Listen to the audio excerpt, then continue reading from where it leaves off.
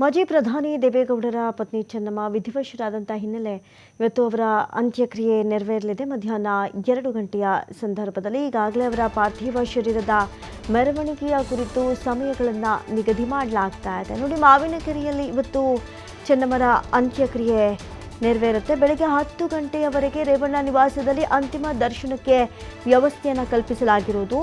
ಬೆಳಗ್ಗೆ 9:30 ಬಳಿಕ ಮಾವಿನಕೆರೆಗೆ ಅಂತಿಮ ಯಾತ್ರೆ ತಲುಪಲಿದೆ. ಮಾರ್ಗ ಮಧ್ಯೆ ಸಾರ್ವಜನಿಕರಿಗೆ ದರ್ಶನಕ್ಕೆ ವ್ಯವಸ್ಥೆಯನ್ನು ಮಾಡಲಾಗುತ್ತೆ.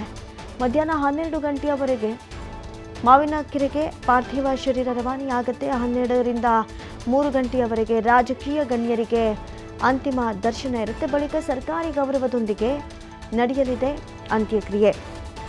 ಈಗಾಗಲೇ ಚೆನ್ನಮ್ಮರಿಗೆ ಸರ್ಕಾರಿ ಗೌರವ ಅಂತ ಹೇಳಿ ಅನೌನ್ಸ್ ಮಾಡಲಾಗಿದೆ. ಭಾಗ್ಯ ನಮ್ಮ ನಾಡಿನ ನಮ್ಮ ರೈತರದಾಗಿದೆ. ಪೂಜ್ಯ ಮಾತಾಜಿ ಅವರು ಬಹಳಷ್ಟು ಸರಳ ಸಜ್ಜನಿಕೆಯೇ ಮತ್ತು ಪರೋಪಕಾರ ಗುಣಗಳಿಂದ ಅವರು ಎಲೆಮರೆ ಕಾಯಿಯಂತೆ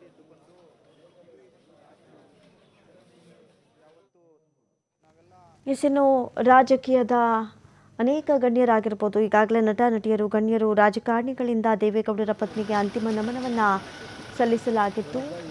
ಈಗ ಮಧ್ಯಾಹ್ನ 12ರಿಂದ 3 ಗಂಟೆಯವರೆಗೆ ರಾಜಕೀಯ ಗಣ್ಯರು ಬರೋದ್ರಿಂದ ಸ್ಥಳ ಪರಿಶೀಲನೆಗೆ ಖುದ್ದು HD ರೇವಣ್ಣ ಅವರೇ ತೆರಳಿ ಎಲ್ಲವನ್ನ ಕೂಡ ಪರಿಶೀಲಿಸ್ತಾ ಇರುವಂಥ ನೇರ ದೃಶ್ಯಾವಳಿಗಳನ್ನು ನೋಡ್ತಾ ಇದ್ದೀರಿ. 4,000 ಆಸನಗಳ ವ್ಯವಸ್ಥೆಯನ್ನು ಮಾಡಲಾಗಿದೆ. ಬಹಳಷ್ಟು ಜನ ಸೇರುವಂತಹ ನಿರೀಕ್ಷೆಗಳು ಕೂಡ ಇದೆ. ಬಹಳಷ್ಟು ಎಚ್ಚರಿಕೆಯ ಕ್ರಮದ ಜೊತೆಗೆ ಸೂಕ್ತ ವ್ಯವಸ್ಥೆಯನ್ನು ಜಿಲ್ಲಾಡಳಿತ ಮಾಡಿದೆ.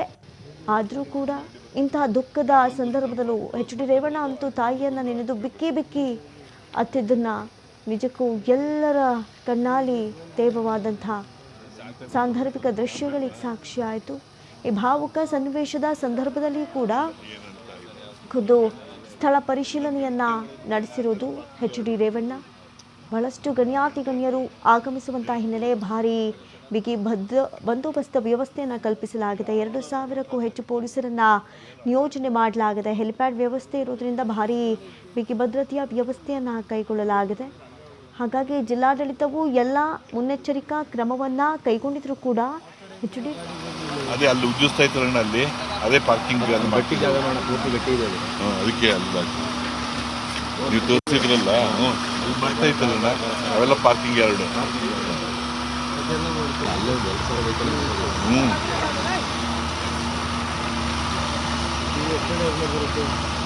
80 ಅಡಿ ಅಂದ್ರಣ ಕಾರ್ವರೆಗೂ ಬರ್ತದಣ್ಣ. ಆ ಕಾರೇ ಬಿಡುತ್ತೆ. ಅಲ್ಲೆಲ್ಲ ಐತಲ್ರಣ್ಣ ಅಷ್ಟೇ ಅದು 80 ಅಡಿ. ಇಲ್ಲಿ ಬಂದು 10:15 ಗಂಟೆವರೆಗೆ 10 ಗಂಟೆಗೆ ಬಿಟ್ಟು 10:15ಗೆ ಅಲ್ಲಿಂದ ಲಕ್ಷ್ಮೀ ನರಸಿಂಹಸ್ವಾಮಿ ದೇವಸ್ಥಾನದ ಹತ್ರ ಫಸ್ಟು ನಮ್ಮ ತಂದೆ ವಾಸ ಇದ್ದಿದ್ದು ಅಲ್ಲಿ. ಅವತ್ತು 10 ರೂಪಾಯಿ ಮನೆ ಬಾಡಿಗೆನ ನಮ್ಮ ತಾಯಿ ನಮ್ಮ ತಂದೆ ಎಲ್ಲ ಇದ್ದರು. ಆಗ ಅದಕ್ಕೋಸ್ಕರ ಅಲ್ಲಿ ಹೋಗಿ ಅಲ್ಲಿಂದ ಲಕ್ಷ್ಮೀ ನರಸಿಂಹಸ್ವಾಮಿ ಹತ್ರ ಸ್ವಾಮಿದು ಒಂದು ತೀರ್ಥ ಹಾಕಿಸಿ ಅಲ್ಲಿಂದ ನಮ್ಮ ತಾಯಿ ನಮ್ಮ ತಂದೆ ಅಲ್ಲಿದ್ದರು ಲಕ್ಷ್ಮೀ ನರಸಿಂಹದ ದೇವಸ್ಥಾನ ಪಕ್ಕದಲ್ಲಿ. ಅಲ್ಲಿಂದ ಸೀದಾ ಇದಕ್ಕೆ ಬರ್ತಾರೆ ರಘುಪತಿ ದೇವಸ್ಥಾನ ಹತ್ರ ಬಂದು ಮತ್ತು ನಮ್ಮ ತಾಯಿ ಜಮೀನು ಅವರು 62ರಲ್ಲಿ ನಮ್ಮ ತಾಯಿ ಜಮೀನು ಅವ್ರ ಹೆಸರಲ್ಲಿ ತಗೊಂಡಿದ್ರು. ನಮ್ಮ ತಾಯಿ ಇದನ್ನು ಇದಿಟ್ಟು 62ರಲ್ಲಿ ಅಡ ಇಟ್ಬಿಟ್ಟು ತಗೊಂಡಿದ್ರು. ಹೊಡಲಿಪ್ಪೋದ್ರ ಸುಮಾರು ಆವತ್ತಿನ ಕಾಲದಲ್ಲಿ 1,500 ರೂಪಾಯಿಗೆ ತಗೊಂಡಿದ್ರು. ಅಷ್ಟು ಹಾಗೆಲ್ಲ ಕೇಳೋದಿಲ್ಲ. 1,500 ಎಷ್ಟಕ್ಕೆ ತಗೊಂಡು ನಮ್ಮ ತಾಯಿ ನಿಂಗೆ ಅಲ್ಲಿಗೆ ಅವ್ರು ಹೋಗಲೇಬೇಕು ಅಂತೇಳಿ ನಮ್ಮ ತಾಯಿ ಹಾಕ್ಬೇಕು. ಅಲ್ಲೇ ನಮ್ಮ ತಾಯಿ ಗದ್ದೆ ನಾಟಿ ಮಾಡೋದು ಮತ್ತು ಅಲ್ಲೇ ನಮ್ಮ ತಂದೆ 80ನೇ ಇಸ್ವಿಲಿ ಅಲ್ಲಿದ್ದರು. ಅಲ್ಲೇ ವಾಸ ಇದ್ರು ನಮ್ಮ ತಂದೆ ಮನೆಯಲ್ಲಿ ಪಡೆದಿರ್ಬೋದು. ಚೀಫ್ ಮಿನಿಸ್ಟರ್ ಇದ್ದಲ್ಲೂ ಇದ್ದರು, ಇದ್ದಿದ್ದಲ್ಲೂ ಇದ್ದರು. ನಮ್ಮ ತಾಯಿ ಆತ್ಮಕ್ಕೆ ಶಾಂತಿ ಸಿಗಲಿ ಅಂತೇಳಿ ಹೊಳೆನರಸೀಪುರ ಲಕ್ಷ್ಮೀ ನರಸಿಂಹಸ್ವಾಮಿಯಿಂದ ಹೊರಟು ಅಲ್ಲಿಂದ ಇದಕ್ಕೆ ರಘುಪತಿ ದೇವಸ್ಥಾನ ಮುಖೇನ ನಾಗ್ಲಾ ಹುಚ್ಚನಕೊಪ್ಪಲು ಕ್ರಾಸು ನಾಗ್ಲಾಪುರ ಮತ್ತು ಸಂಕ್ರಹಳ್ಳಿ ಕಳ್ಳಿಕೊಪ್ಪಲು ಕಟ್ಟಹಳ್ಳಿ ಬಾರೆ ಮೇಲೆ ಮಾರ್ಗೋಡ್ನಹಳ್ಳಿ ಪೊಡಲಿಪ್ಪು ಮೇಲೆ ಹನಮನಹಳ್ಳಿ ಬಸವನಹಳ್ಳಿ ಅಂಗನಹಳ್ಳಿ ಹಳೆಕೋಟೆ ಬಂದು ಇಲ್ಲಿಗೆ ಬರ್ತೀವಿ. ಇಲ್ಲಿಗೆ 12:30 ಬರ್ತೀವಿ. 12:30 ಎಲ್ಲ ಪೂಜೆ ಸ್ಟಾರ್ಟ್ ಆಗಿ 4 ಗಂಟೆ ಒಳಗೆ ಮುಗಿಯುತ್ತೆ. ದೇವಸ್ಥಾನದಲ್ಲಿ ಪ್ರಸಾದ ದೇವಸ್ಥಾನದ್ದು ತೀರ್ಥನ ಅವರು ಇದು ಅಲ್ಲಿ ಮತ್ತು ರಂಗನಾಥ ಸ್ವಾಮಿ ಎಲ್ಲ ಕಡೆ ಅಭಿಷೇಕ ಮಾಡ್ಸೋಕ್ಕೆ ಹೇಳಿದ್ದೀವಿ. ಅಭಿಷೇಕದ ನೀರು ತಂದು ನಮ್ಮ ತಾಯಿಯರ ಮೇಲೆ ಒಳಗಡೆ ಹೋಗಲ್ಲ, ಅಭಿಷೇಕದ ನೀರು ಇದು ಮಾಡ್ತಾರೆ ಮಾಡಿ ಹೂವು ಹಾಕ್ತಾರೆ. ಅಲ್ಲೇ ಲಕ್ಷ್ಮೀನರಸಿಂಹ ಸ್ವಾಮಿ ಹತ್ರ ನಿಂತು ನಮ್ಮ ತಾಯಿ 62ನೇ ಇಸ್ವಿಯಿಂದ ಆ ಉದ್ದೇಶದಿಂದ ಅವತ್ತು ಇಲ್ಲಿ ಒಂದು 50,000 ಜನಕ್ಕೆ ಈಗ ವ್ಯವಸ್ಥೆ ಮಾಡಿದ್ದೀವಿ. 50ರಿಂದ ಸಿಟ್ಟಿಂಗ್ಗೆ 50,000 ಜನ ಇದ್ದಾರೆ ಕೂರೋದಕ್ಕೆ. ಬಾಕಿ ಎಲ್ಲ ನಾವ್ಯಾವುದು ಬಸ್ ವ್ಯವಸ್ಥೆ ಏನು ನಾವು ಮಾಡಿದ್ವಿ, ಅವರೇ ವಾಲಂಟಿಯರ್ ಬರ್ತಾರೆ. ನಾವು ಯಾವ ಬಸ್ ವ್ಯವಸ್ಥೆ ಎಷ್ಟು ಸಮಯಕ್ಕೆ ಅಂತ್ಯಕ್ರಿಯೆ ಕನಿಷ್ಠ 2 ಗಂಟೆಯಿಂದ 4 ಗಂಟೆ ಒಳಗೆ ಆಗುತ್ತೆ. ಸರ್, ಇಲ್ಲಿ ಅಂತ್ಯ ಸಂಸ್ಕಾರದ ಪೂಜಾ ವಿಧಿವಿಧಾನ ಯಾರು? ಪೂಜೆ ವಿಧಾನ ನಮ್ಮ ಸಮಾಜದ ಏನಿದೆ ಅದರಂತೆ ಇರುತ್ತೆ, ಒಕ್ಕಲಿಗರ ಸಂಪ್ರದಾಯದಂತೆಯೇ. ಮತ್ತು ನಮ್ಮ JP ನಗರ ಸ್ವಾಮಿಗಳು ಇದ್ದಾರೆ, ಅವರು ಬರ್ತಾರೆ. ಇನ್ನು ಕೆಲವೆಲ್ಲ ಸ್ವಾಮಿಗಳು ಬರ್ತಾ ಇದ್ದಾರೆ. ಸರ್, ನಿನ್ನೆ ಬೆಂಗಳೂರಿಂದ ಇಲ್ಲಿವರೆಗೂ ಬರೋ 17 ಅವರು ಎಷ್ಟು ಲಕ್ಷಾಂತರ ಜನ ಸರ್ ಅಮ್ಮ ಅವತ್ತು ಸರ್ ಅವ್ರಿಗೆ ಎಲ್ಲಿಂದ ಬಂದರು ಅವ್ರಿಗೆ ಎಲ್ಲರಿಗೂ ಊಟ ತಿಂಡಿ 62ರಲ್ಲೇ ಮಕ್ಳುಗಳಿಗೆ ಸಾಯಂಕಾಲ ಊಟ ಹಾಕೋರು.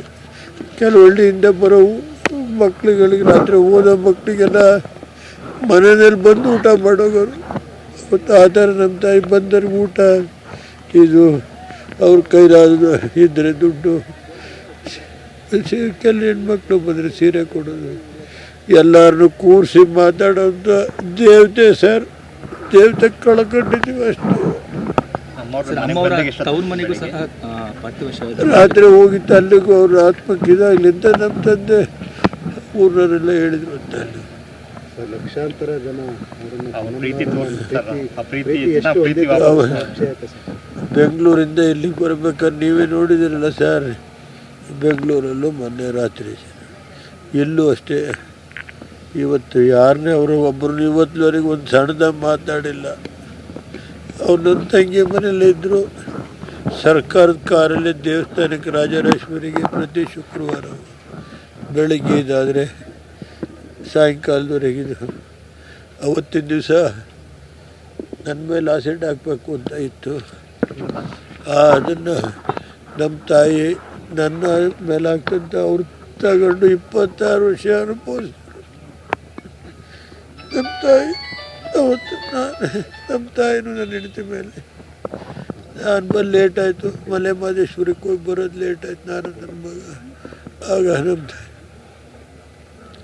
ನಮ್ಮ ತಂದೆ ಅದೆಲ್ಲ ಯಾವುದು ಬೇಡಪ್ಪ ನಮಗೆ. ಆ ಒಂದು ಸಂದರ್ಭ ಅಮ್ಮವ್ರು ಬಂದಿಟ್ಟು ಪುನರ್ಜನ್ಮ ಆದಂಗೆ ಆಯ್ತಲ್ಲ ಸರ್. ಅದು ರಾಜರಾಜೇಶ್ವರಿ ತಾಯಿ, ಅಲ್ಲಿ ರಾಜರಾಜೇಶ್ವರಿ ಗುರುಗಳಿದ್ದರು. ಅವರು 2-3 ತಿಂಗಳು ವನವಾಸ, ಅವರು 6 ತಿಂಗಳು ಕಾಲ 3 ತಿಂಗಳು ಪ್ರಜ್ಞೆನೇ ಬಂದಿರಲಿಲ್ಲ. ದೇವರು ಮಾವಂಕೆರೆ ರಂಗನಾಥ ಸ್ವಾಮಿ. ಅದಕ್ಕೆ ಅಲ್ಲಿ ನಮ್ಮ ತಂದೆಗೆ 1962ನಲ್ಲಿ ಸೀಟ್ ಸಿಕ್ಕಿರಲಿಲ್ಲ. ಅವರು AJ ರಾಮಚಂದ್ರಾಯರು ಅಂತ ಹೇಳಿ ಇದ್ದರು, ಬ್ರಾಹ್ಮಣ ಸಮಾಜ, ಅವರ ಜೊತೆ ಇದ್ದರು ಅಂತೇಳಿ ಕಾಂಗ್ರೆಸ್ ಸೀಟ್ ಇದ್ದಿದ್ದನ್ನು ತಪ್ಪಿಸಿರೋದು.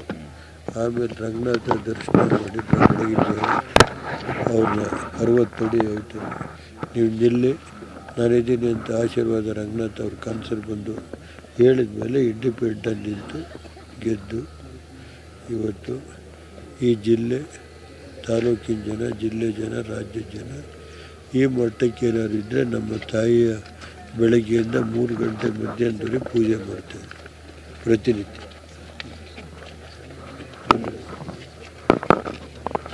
ಪ್ರತಿನಿತ್ಯ 3 ಗಂಟೆವರೆಗೆ ಸರ್, ಅಂತ್ಯ ಸಂಸ್ಕಾರದ ವಿಧಿವಿಧಾನದಲ್ಲಿ ತಲೆಯನ್ನು ಯಾವ ಭಾಗಕ್ಕೆ ಹಾಕ್ತಾರೆ ಸರ್? ಈ ಭಾಗ, ಈ ಭಾಗ? ದಕ್ಷಿಣಕ್ಕೆ. ಸರ್, ಈ ಜಾಗವನ್ನು ಇಲ್ಲೇ ಮಾಡಬೇಕು ಅನ್ನೋದು ಕೂಡ ರಂಗನಾಥ ಸ್ವಾಮಿ ಸನ್ನಿಧಿನಲ್ಲೇ ನಮ್ಮ ಕುಟುಂಬಕ್ಕೆ ರಂಗನಾಥ ಸ್ವಾಮಿ ಮತ್ತು ಶೃಂಗೇರಿ ಗುರುಗಳು ಚೆನ್ನಮ್ಮನವರೇ ಬನ್ನಿ ಅಂತ ಕರೆಯೋರು. ನಮ್ಮ ತಾಯಿ ಮೊನ್ನೆ ನಮ್ಮ ತಂದೆ ನನ್ನ ಕತೆ ಇದ್ದರು. ಶೃಂಗೇರಿ ದೊಡ್ಡ ಗುರುಗಳು, ಚಿಕ್ಕ ಗುರುಗಳು ಎಲ್ಲ ಅವರು ನಮ್ಮ ಕುಟುಂಬದ ಬಗ್ಗೆ ಅಷ್ಟೇ ಇದ್ದಿತ್ತು. ಮತ್ತು ನಮ್ಮ ಎಲ್ಲ ಸುತ್ತೂರು ಬುದ್ಧಿಯವರು, ಬಾಲಗಂಗಾಧರ ಸ್ವಾಮಿಗಳು, ಹಿಂದೆ ದೊಡ್ಡ ಸ್ವಾಮಿಗಳು ಅವತ್ತು ನಮ್ಮ ತಂದೆ ಅವತ್ತು 1980ರಲ್ಲಿ ಸುಮಾರು ಆ ಕಾಲದಲ್ಲಿ ಸುಮಾರು 5,000 ಜನ ಸೇರಿಸಿ ಬಾಲಗಂಗಾಧರ ಸ್ವಾಮಿದು ಪಾದಪೂಜೆನ ಪಡಲಿಪ್ಪದಲ್ಲೇ ಮಾಡಿದರು ಬಾಲಗಂಗಾಧರ ಸ್ವಾಮಿಗಳು. ರಂಗಸ್ವಾಮಿ ತಪ್ಪಲಲ್ಲಿ ಅಮ್ಮನವರ ಅಂತ್ಯಕ್ರಿಯೆ ಆಗಬೇಕು ಅನ್ನೋ ಅಪೇಕ್ಷೆ ತಮ್ಮದ ಅಥವಾ ಕುಟುಂಬದ ಜೊತೆಗೆ ಅಮ್ಮನವ್ರದ್ದು ಇಲ್ಲ, ತಪ್ಪಲಲ್ಲಿ ನಮ್ಮ ಕುಟುಂಬದ್ದೇ ಅದು ಕುಮಾರಸ್ವಾಮಿಯವ್ರದ್ದು, ಬಾಲಕೃಷ್ಣೇಗೌಡರದು ಅವ್ರದ್ದೇ ಜಾಸ್ತಿ ಇಲ್ಲೇ ಇದು ಮಾಡಬೇಕು ಅನ್ನೋದು ಅವರು ಕಳೆದ 4-5 ತಿಂಗಳಿಂದ ಇದು ಮಾಡ್ತಾರೆ. ಸರ್, ಇವಾಗ ಅಂತಿಮ ವಿಧಿವಿಧಾನವನ್ನು ಯಾವ ಮಗ ನೆರವೇರಿಸ್ತಾರೆ ಸರ್? ಅದು ಕೊನೆ ಮಗ ಏನಿದೆ ನಾವೆಲ್ಲ ಇರ್ತೀವಿ ಸರ್ ಜೊತೆಗೆ. ವಿಧಾನದ ಪ್ರಕಾರ ಯಾವ ರೀತಿ ಮಾಡಬೇಕು ಅನ್ನೋದು ಏನು ಹಿಂದಿನ ಸಂಪ್ರದಾಯ ಏನಿದೆ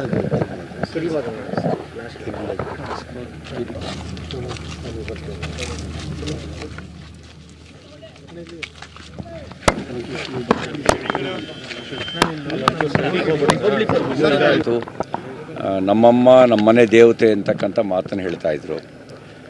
ಬಹುಶಃ ದೇವೇಗೌಡರ ಸಾರ್ವಜನಿಕ ಬದುಕಿಗೆ ಮೆಟ್ಲಾಗಿದ್ದವರು ಮಾತ್ರ ಶ್ರೀ ಚೆನ್ನಮ್ಮನವರು ಅಂತ ಹೇಳಿದ್ರೆ ಅದು ಅತಿಶಯೋಕ್ತಿ ಅಲ್ಲ ಅಂಥೇಳಿ ನಾನಾದರೂ ಭಾವಿಸ್ತೀನಿ. ಸುಮಾರು 72 ವರ್ಷಗಳ ಸುದೀರ್ಘ ಸಂಸಾರದಲ್ಲಿ ಒಂದು ಕಾಲದಲ್ಲಿ ಸಂಕಷ್ಟ ಇದ್ದಾಗ ಸಂಘರ್ಷ ಮಾಡ್ತಿದ್ದ ಸಂದರ್ಭದಲ್ಲಿ ಮನೆಯೂ ನಡೆಸಿ ದೈವಭಕ್ತಿಯ ಮೂಲಕ ದೇವೇಗೌಡರಿಗೆ ಬರ್ಬೋದಾಗಿರ್ತಕ್ಕಂಥ ಸಂಕಷ್ಟಗಳನ್ನು ನಿವಾರಿಸುವಂಥ ಕೆಲಸ ಮಾಡ್ತಾ ಅವರ ಸಾರ್ವಜನಿಕ ಬದುಕಿಗೆ ಶಕ್ತಿಯಾಗಿ ನಿಂತಿದ್ರು ಅನ್ನೋ ಮಾತನ್ನು ಕೆಲವರು ಹೇಳ್ತಾ ಇದ್ದರು.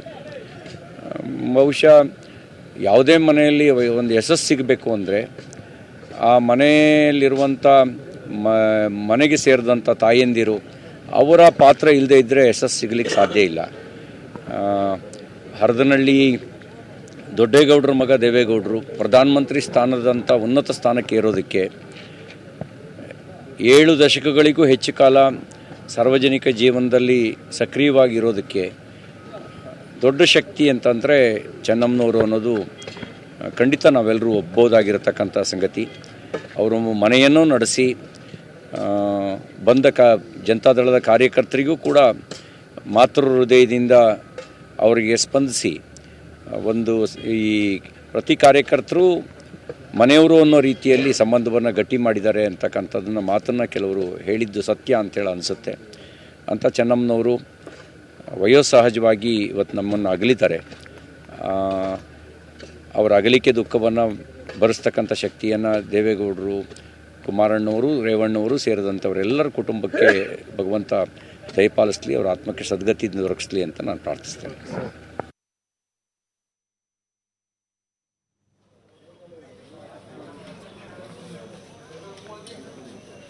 ಈಗಾಗಲೇ ಬಹಳಷ್ಟು ಗಣ್ಯಾತಿ ಗಣ್ಯರು ಆಗಮಿಸ್ತಾ ಇದ್ದಾರೆ. ಎಲ್ರಿಗೂ ಕೂಡ ಭಾರಿನೇ ನೋವಾಗಿರುವಂತಹ ವಿಚಾರ.